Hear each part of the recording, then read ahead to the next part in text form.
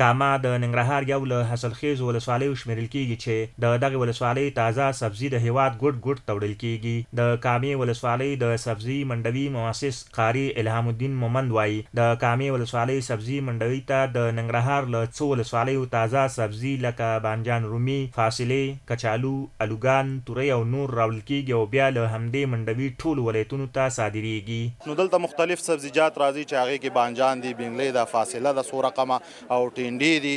نو مختلف سبزیجات بینګلۍ دي، نو دا دلته راځي او د مختلفو ولایتونو ته تقریبا 40 ولایتونو ته موږ دې ځای نه صادرات لرو چې هغه نورستان دی، هرات چې لرې ولایت دی هغې ته ځي، غور چې لرې ولایت دی هغې ته ځي، بلخ ته ځي، پکتیا ته ځي، خوست ته ځي، نو مختلفو کابل ته ځي. نو د کابل نه بیا نور ولایتونو ته صادرات موږ دا تجاران نور ولایتونو صادرات لري.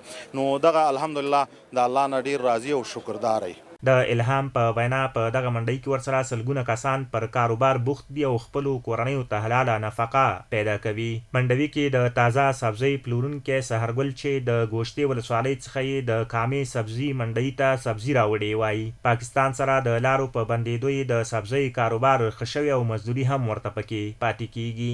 موږ خپله د ګوشتې نه سبزي راوړو، څه م کرلې ده او څه د ګاونډیانو راوړو او رومین دي زموږ ځای کې فلحال، بینګلۍ ده، فاصله ده، معروخو دا دی نور خلاص شو، پیاز دي او اوس د خیر سره منډۍ نه خوب پل خوشحاله ی. د کامې منډۍ کې د تازه سبزیو پیرودونکی زیارمل حمیدي وایي د کامې په منډۍ کې سبزي اخلي او بېلابېلو ولایتونو ته یې وړي چې یو څو روپۍ مزدوري هم ورته کوي.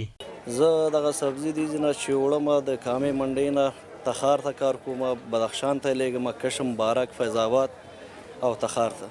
دلته خو سبزي مختلف ولایتونو نه خلک راځي، 40 ولایتونو نه خلک راځي دا کامې منډۍ ته ودې نه سبزي بارېږي، خلک یې وړي، هر ولایت ته یې وړي خو خرڅولو لپاره. نو ښه ده غریبي پکې انشاءالله شته ده، د ټول خلکو شته ده پکې، خصوصا د کامې د خلکو د دې د خانانو سهولیات ټول خلکو ته برابر دلته چې راځي وړي په ښه ریټ یې وړي او انشاءالله مزدوري پکې شته دی، سیزن دی. د کامې ولسوالۍ د تازه سبزیجاتو منډوي 12 کاله وړاندې جوړه شوې او اوس د هیواد په کچه د تازه سبزیجاتو له مشهورو منډیو شمارل کیږي.